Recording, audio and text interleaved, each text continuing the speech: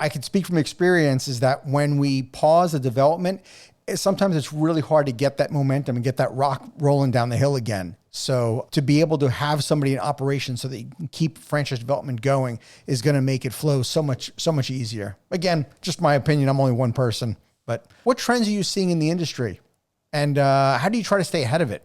I chalk this up to a story on like anytime I tell franchise candidates, they ask the same question all the time, right? Which is like the industry in itself is kind of like how, the burger industry was in the 60s, right? So you had McDonald's, you had Wendy's, you had, Burger King, and they all were able to just kind of go on the same corner of each other, right? Because there's so much market demand Sure. for a burger concept, if you will. And they were all able to supply customers, right? You fast forward from like the 60s and the 70s to like today, right? There's a gazillion burger chains out there. And the best is winner take all, right? So Burger King's on their decline, right? And others are taking over like a Five Guys or like a Shake Shack or whatever. Wellness is the same idea right now. It's in its very early stages in terms of what we call or classify modern wellness, right? So in other words, when we're using equipment to elicit a wellness response on humans, right? We're just breaking down to that. So there's really only a handful of big players in the industry right now. Restore Hyper Wellness, which opened their 200th location last year. They started franchising their concept in 6 years ago, and they sold out all their territories as they expand. So they're definitely like the ringleader. They started 3 years earlier than us back in 2015. Right behind them is another brand, iCryo, a little bit smaller, but they're definitely second in the industry in terms of most similar to us and whatnot, in terms of multimodality wellness technology. They've got about 50 locations open right now with another 300 sold. And then everyone else is really in third place, us included, like everyone else. So there's like Pause, there's, Pause and Bread Studios, there's Perspire, there's these other brands that are a little bit smaller. They're still getting their feet wet. So that's where we're at right now is we're not in the burger wars yet, but we're going to get there in the wellness wars, right? We estimate based on data from McKinsey that in 2030, that is approximately the time in which the market will have been really saturated with wellness concepts. And it has to do with what they're predicting in terms of the amount spent on, sick care is expected to go up 1.3x if you look at their data. The amount of spend on proactive preventative care from this is from 2020 to 2030 is expected to go up 10.6x, 10-fold from 2020. And so it's like, fortunately, the market is getting bigger as well. Like as time keeps going, more and more people are going to adopt being proactive rather than reactive in their health. But as a result, everyone sees the tailwinds of that and they said, let me jump in. And so really the industry is still in its infancy, honestly, overall, with tons of room to grow.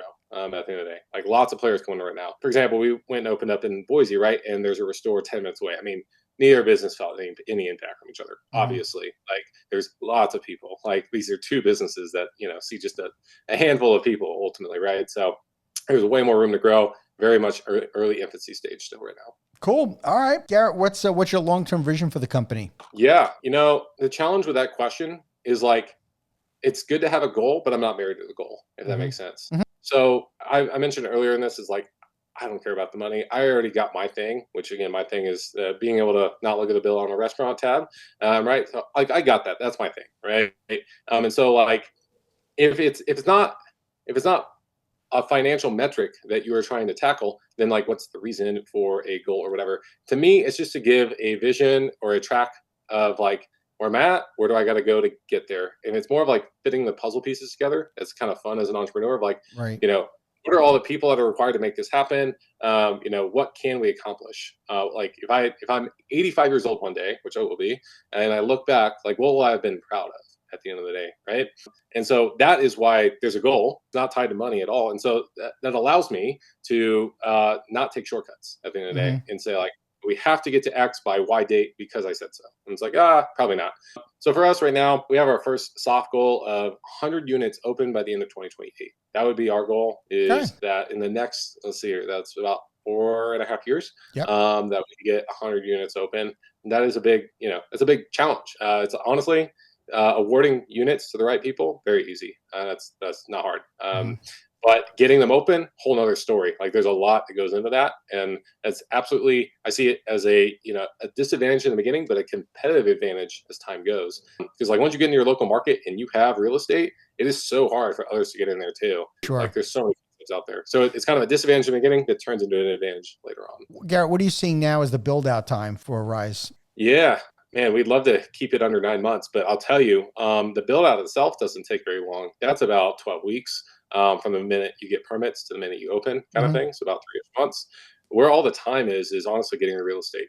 It's a very competitive retail market. Yes, office died down, like because of COVID and whatnot, but the retail category is just, I mean, booming. Obviously, like the franchise world in general is just more explosive. Sure. There's more people jumping into it, and so when you have more people, you have more demand for retail, suites and whatnot throughout the country. And so right now we are really at still record lows when it comes to inventory on the market for retail. So that's the biggest bottleneck. Usually that component there currently, and this is from data from our vendor that we use on the real estate side, it takes on average about 4 to 5 months from a big picture perspective just to even get a lease signed. And that's like from a national perspective with over 2,000 data points of leases signed with this vendor.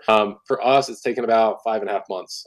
There's some challenges with like when you join a new concept, which I tell our new franchisees this. Hey, like we have to sell ourselves to these landlords. We have to show that we're going to provide value Mhm. into the marketplace. Like we're the small guys right now.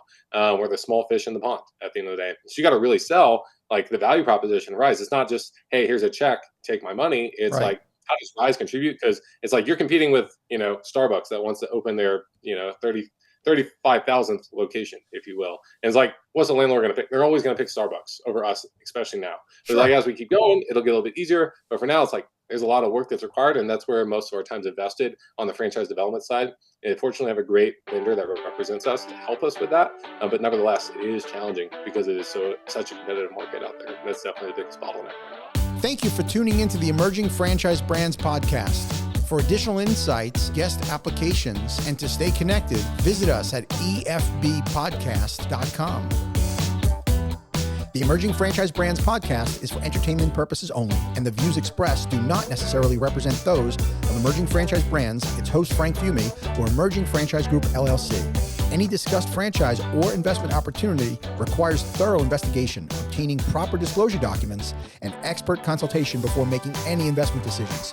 The podcast and its host do not offer professional advice or endorsements, and they hold no responsibility for actions, representations, accuracy, or consequential damages related to the podcast content.